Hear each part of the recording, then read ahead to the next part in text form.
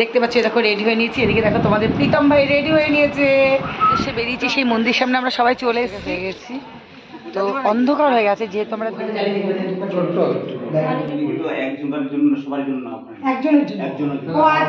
সবাই নেবে না না হবে না আমার কথাটা যে আমি তো সন্ধ্যাবেলা হয়তো কিছু বারণ আছে। দেখো আমরা ভামড়ি দেবীর মন্দির থেকে চলে। Hello friend, welcome back to my channel কবি থেকে দুনিয়া। তোমরা সবাই কেমন আছো? আশা করি সবাই ভালো আছো, আমিও ভালো আছি।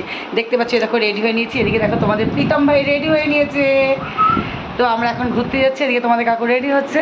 তো কিন্তু দেখো প্রতিদিন আমি চুড়িদার পরি, আজকে আমার মনে হলো একটু শাড়ি পরে নিই, তাই আমি একটু শাড়ি পরে নিচ্ছি। অবশ্যই তোমরা কমেন্ট করে জানাবে কাকিমাকে কেমন লাগছে। তো চলো আমরা এখন রেডি নিয়েছি, কোথায় যাই কী করি সবটাই তোমাদেরকে দেখাবো। আর তার চেয়ে বড় কথা দেখো আমাদের পুরো শাড়ি পরাটা রূপে তোমাদেরকে দেখে নিলাম। বেশিরভাগ তোমরা কাকিমাকে চুড়িদার পরা অবস্থায় দেখো। তো আজকে মনে হলো যদিও বৃষ্টি পড়ছে, নাহলে একটা অন্য শাড়ি পরতাম। প্রচুর বৃষ্টি হচ্ছে। আর আমি এরকম ধরনের শাড়ি পরতে বেশি ভালোবাসি, ব্লাউজ পিসের শাড়ি পরতে ভালোবাসি। শাড়িটা কিন্তু নর্মালি পরেছি। তো অবশ্যই তোমরা বলবে কাকিমাকে কেমন লাগছে।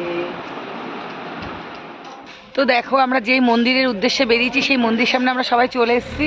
ওই যে গাড়ি দাঁড় করিয়ে দিয়েছে, ওদিকে ওরা দুজন দাঁড়িয়ে আছে। আমাদের সামনে আরেকটা গাড়ি, তারা সামনে দাঁড়িয়ে আছে। ওই দেখো সবাই সামনে দাঁড়িয়ে আছে, ওদের গাড়ি আগে আমাদের গাড়ি পিছনে। তো চলো আমরা এখন মন্দিরের সামনে চলে এসেছি। এবার মন্দিরে যাওয়া যাক, দেখা যাক কোথায় আমরা যাই। চলো এই দেখো গাড়ি থেকে নেবে সবাই আমরা এক জায়গায় হয়ে গেছি। তো অন্ধকার হয়ে গেছে যেহেতু আমরা বিকেলবেলা বেরিয়েছি দেরিতে, সেই সব অন্ধকার হয়ে গেছে। আমরা চলো মন্দিরে যাবো। কি হয়েছে? এটা কি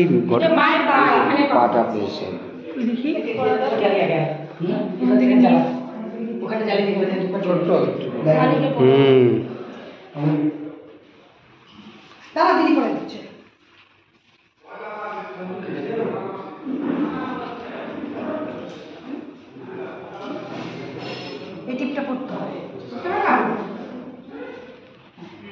দেখি বড় দেখি।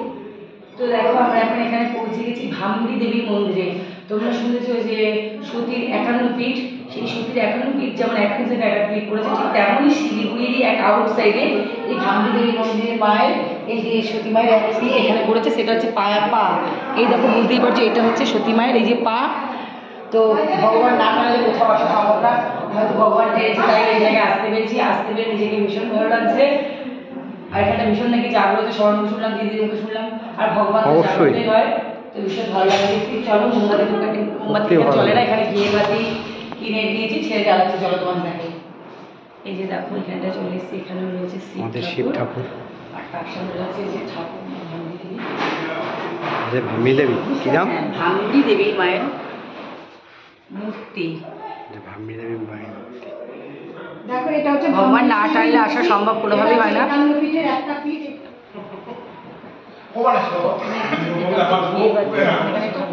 ঘিয়ের বাতি ধূপকাঠি জ্বালিয়ে সামনে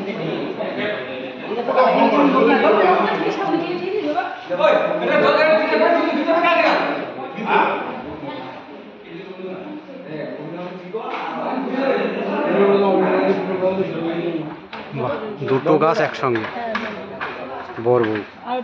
তো দেখো এখানে দুপাশে রয়েছে দুটো গাছ, কিন্তু ওপরে গিয়ে মাঝখানে পুরো এক হয়ে গেছে। কি গাছটা? বটপাকুড়। দিয়ে দেখো দুটো গাছ পুরো এক হয়ে গেছে। এদিক থেকে এসে দেখো তুমি ভালো। হ্যাঁ দেখা যাচ্ছে। দেখো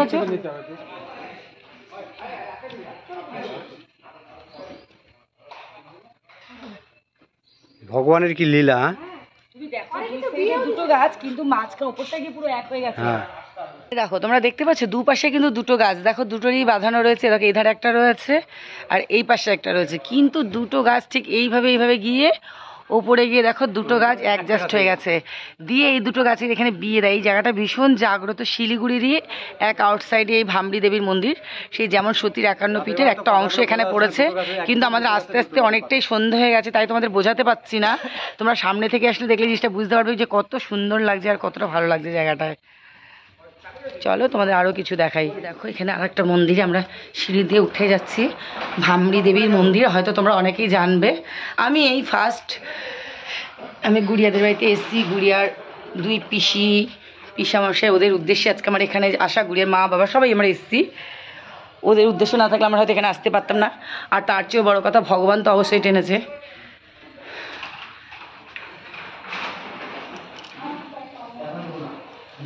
দেখো হ্যাঁ কেন?